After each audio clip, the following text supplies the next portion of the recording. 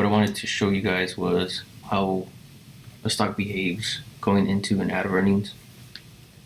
This chart in particular is Apple stock, plotted 3 days before an earnings release and then 3 days after the earnings get released.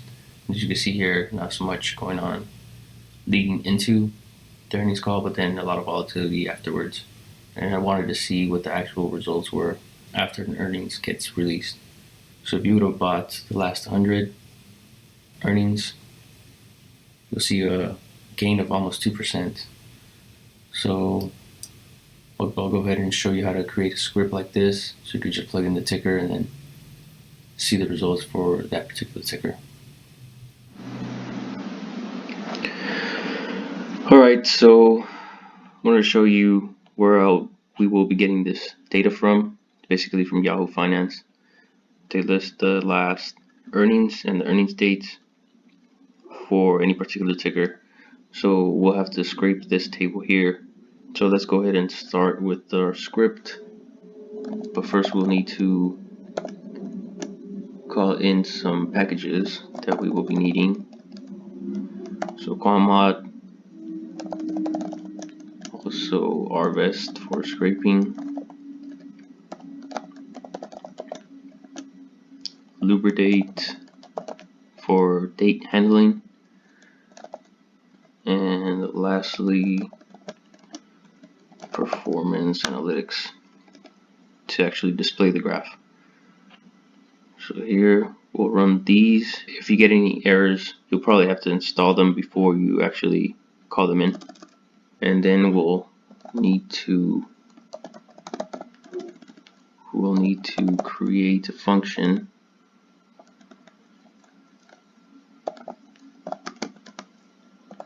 So what this function will actually do is you'll put in a ticker and then you'll get the data from Yahoo Finance. So we need to start with our URL, and here we'll use paste 0, and I'll show you what that means. And I'll put the links in the description area.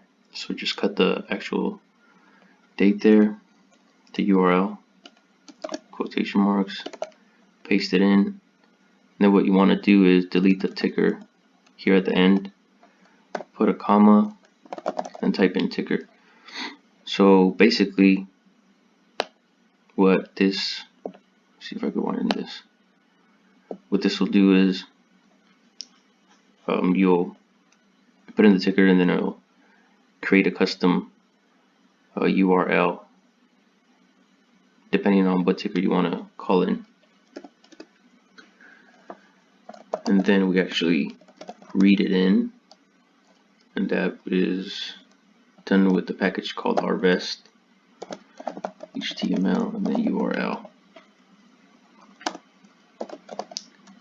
Next, we will kind of have to find the table within that web page, and that is done by this line here, HTML nodes. So I'm basically asking it to find the table within that page and then return it. Now you won't be able to find this last function here, HTML table fix, and that is because the one in rvest, I don't want to say it's not able to handle it, it's just that Yahoo has some difficulties returning it. So what you need to do is copy this function, which is HTML fix, and we'll just paste it down below. It's a pretty long function, so we'll just go ahead and minimize it. So again, this line will actually return the table, and then what we want to do is return it as a data frame. So we'll just do this line.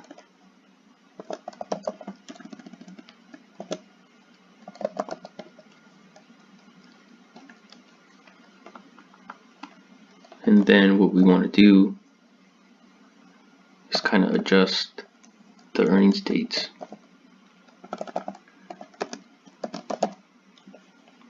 So we could just play with the data a little bit better, since they have it displayed in this format and we want to actually display it in a different format, easier to read. So what we need to do is we want to format it by typing this line here as character data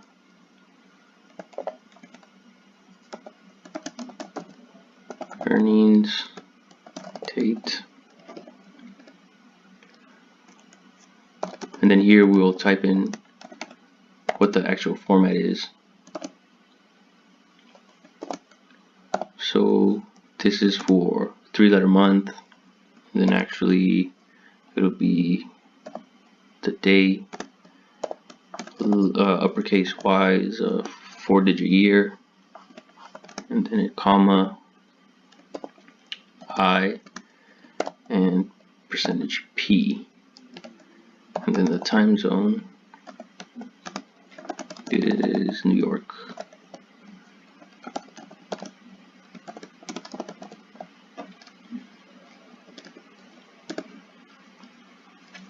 And then the last line would be to actually return the data. So here we'll just test it out.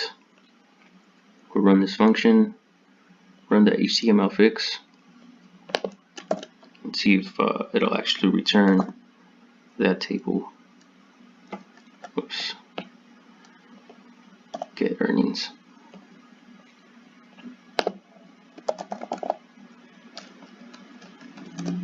Type in Apple for whatever ticker you want.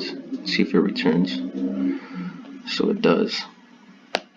But something went bad with the earnings date. Alright guys, so it looks like I forgot to put a comma here right after the D for date. So now we'll go ahead and delete everything here. Rerun our function. We run this table fix. Get earnings. We'll do Apple. So now our dates are actually correct. So as you can see, it goes back to 1994. Alright, so our next function that we're going to write is get range. And I'll show you what this function is for. So here we're going to enter earnings, date, and the data.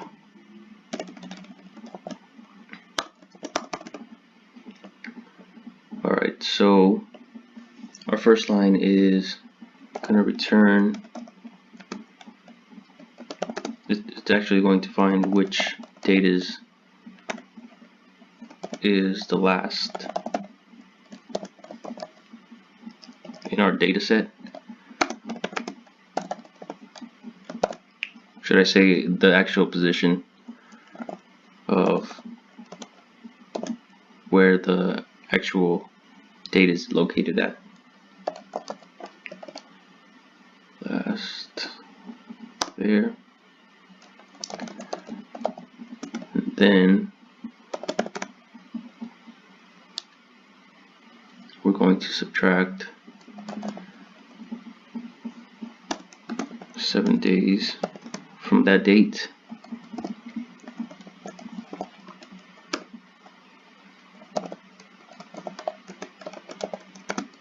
And add 7 days from that date.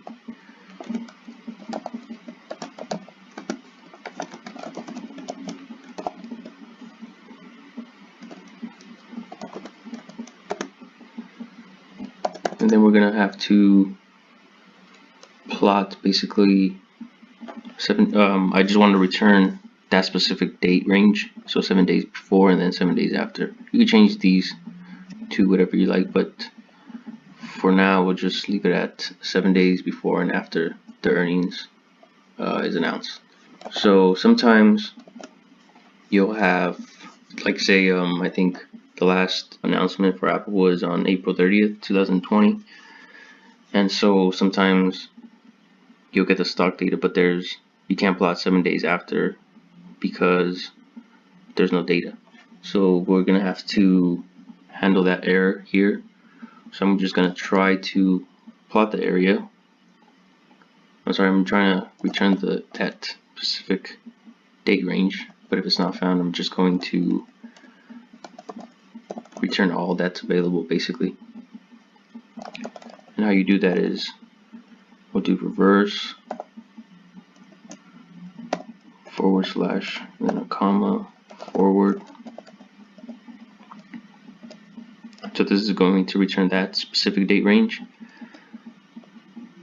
I'm going to try to return that specific date range.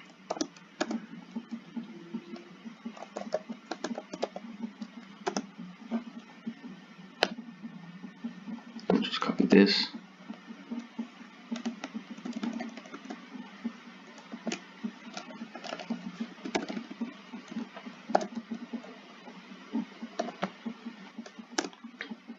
But if it can't, it'll just return 7 days before and then up to the max available. So if inherits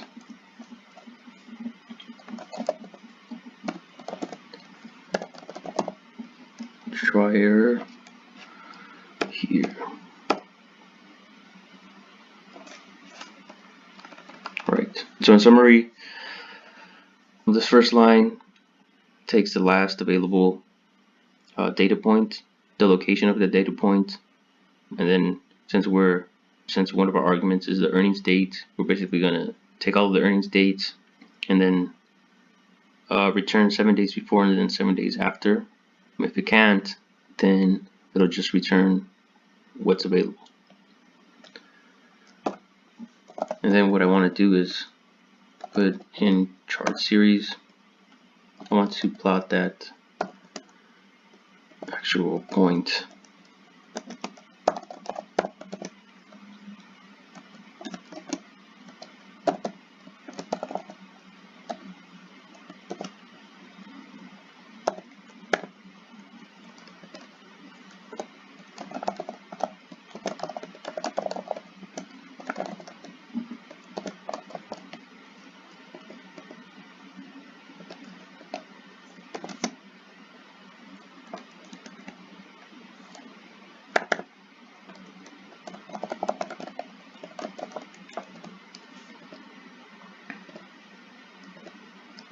Alright, so what this last line is basically I want to chart this date range. I want to actually see it. I want to see the stock chart for 7 days before the earnings get released and then 7 days after. And then what this this last line is basically I want to add a vertical line of when the actual date, the actual earnings got released. Alright, so then our last function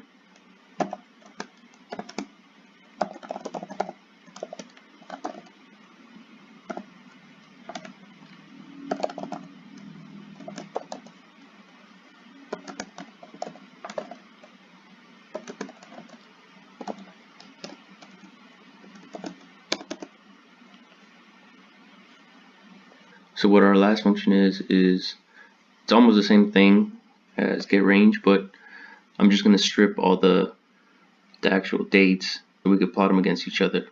So here we'll do max which index data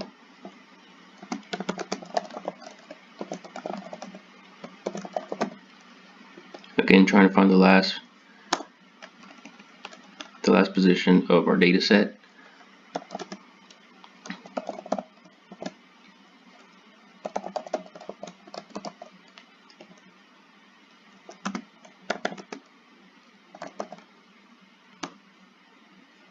This will return the position of our actual earnings date.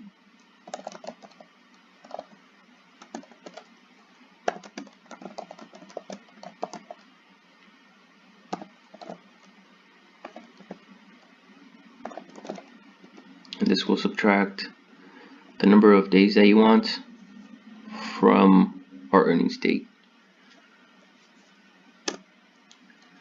Here we'll do some error handling. So if the max is less than the actual earnings date plus days,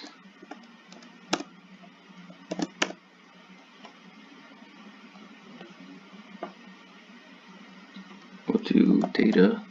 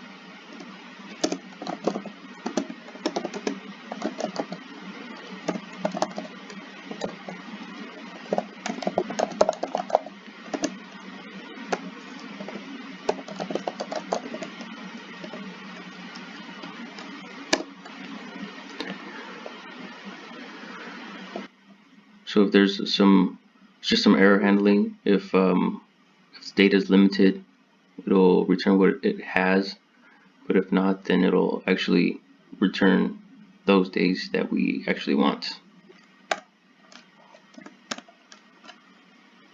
So here we go. Try to test it out. So that's it for the functions. What we want to do is put in the ticker here. We'll do Apple stock get symbols, the ticker auto assign false from 1990 to do that.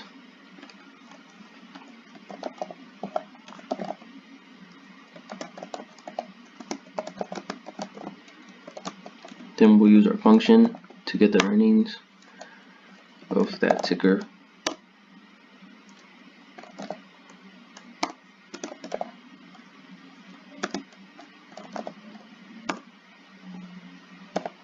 And we only want the earnings dates, the actual dates.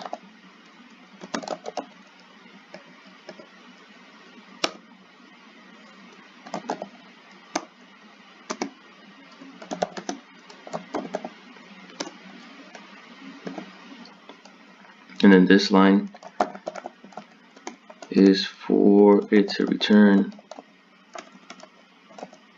all the earnings dates before today, basically. Sometimes they'll post future earnings dates, and obviously there's no data for that. There's no stock data for that, so we'll just have to work with previous earnings dates. So here we'll test it out. Run the ticker. Run this function. Looks like get symbols.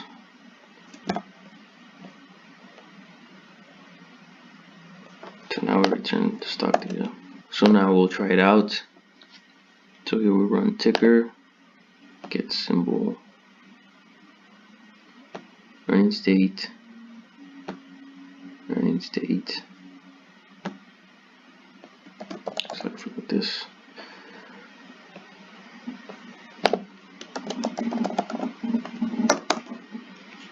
So here, now we have all the dates. So now what we want to do is use our get range.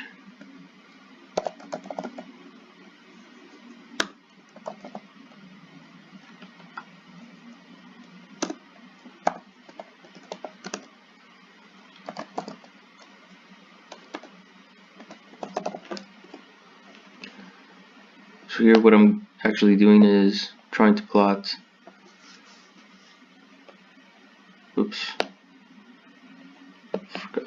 run these two.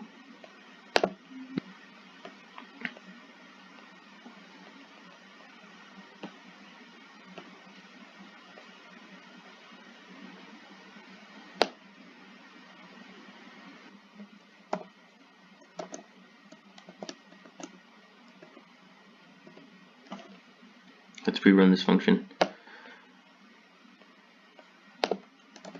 Now let's give it a shot. So we get data here. So here's where our earnings got released. I'm sorry. Well, technically, April 30th after the bell, going into May 1st down to May 7th. So you could do,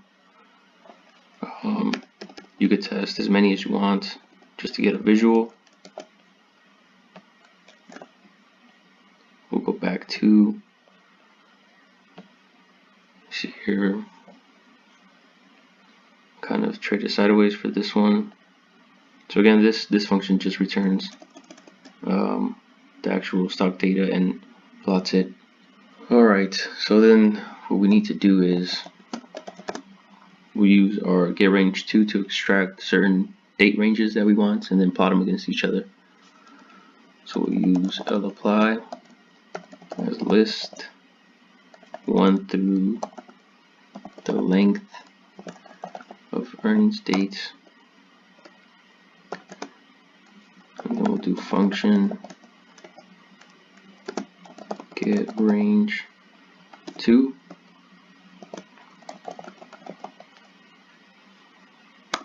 earnings date will be as date earnings date x. We use that. Our data will be stock, and then here you will plot the number of days you want it to return forward and backward. So in this example, I'll just use 3. We'll go ahead and run this. Earnings dates not found.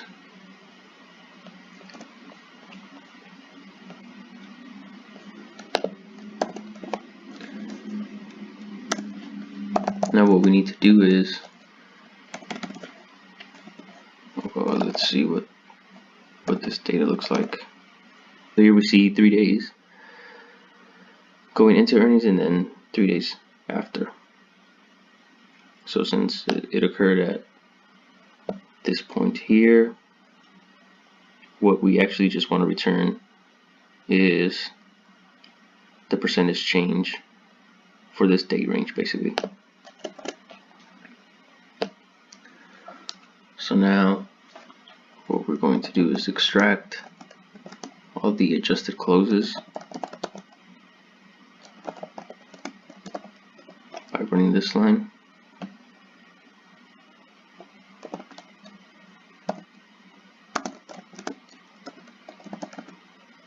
And then we're just going to calculate that stock return by using calculate returns from the performance analytics package. You could also use ROC from the QuantMod package. They basically do the same thing.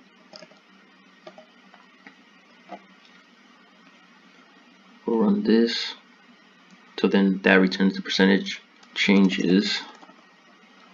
Next, we just want to strip it from the dates.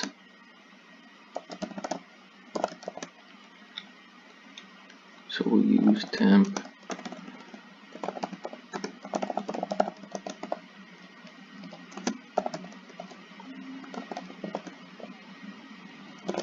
We want to get rid of any NAs, which will be the first observation.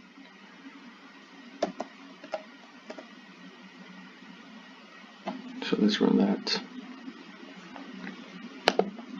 What I mean by the first observation is that, since we're calculating the differences from prior periods, the very first observation will be NA, since it doesn't have a previous to compare it to. Alright, so let's take a look at temp 2. Alright, so those are the percentage changes. Now we want to plot the cumulative sum of temp 2. So the very first observation, type L for line, and then we're going to put a while limit for the y-axis to negative 25% to positive 25%. You may have to manually change these depending on what ticker you decide to do. So that'll plot the first observation, but then I want to plot all of them.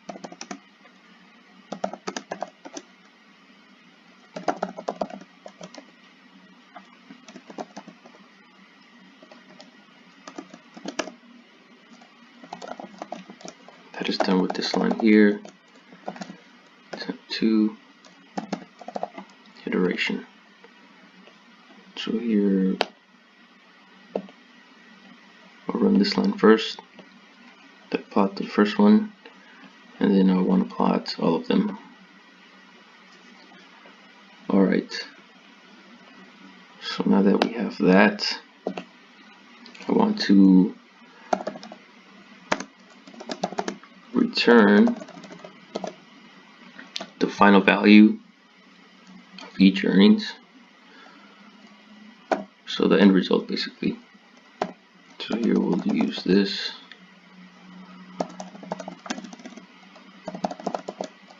Apply temp 2 comes sum last.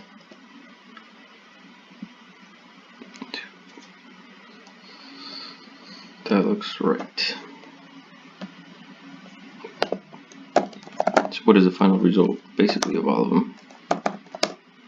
The most recent earnings call, if you would have bought 3 days before earnings call and then held it for an additional 3 days after the earnings call, that move yielded approximately 5%. Okay, so now I'm going to take those values and get some descriptive data as to plot against. So I just want to find out what the mean is.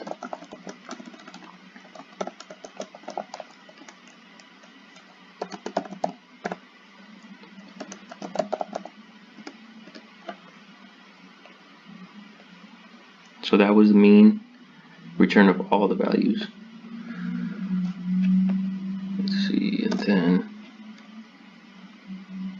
I want to plot 2 standard deviations above and then 2 standard deviations below. So AP line, H for horizontal, and plus standard deviation of ends.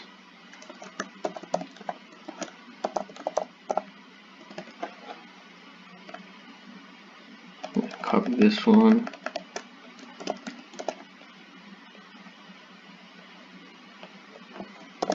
Two standard deviations. And then I'm going to copy these two down here. Change the color to red. Minus. So now we run these lines.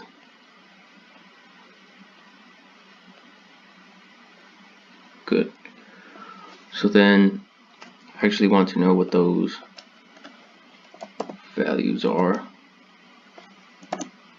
So I'll go ahead and pause this video here and then I'll write out what you need to get basically a summary. Alright, so basically I just want to print this out. So now we have our actual values, and we'll want to zoom in the chart here. This is what it looks like. So now that you have that, you can just keep using everything below this point here, and we'll do Tesla. See how that performed.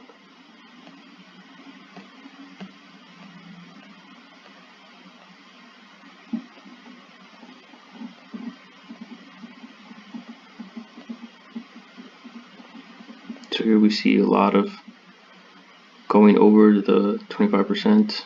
So we'll just change it to 35. Negative 35 or 35. Nope, still higher. So we'll do 50 and 50. Barely. So average. Wow, so this one's actually averaging almost 3%. Take a look. And we see kind of a big reaction here to the upside. Alright, so I hope you like this video. I'll try to come up with some more scripts and I'll keep posting them. Alright, thank you.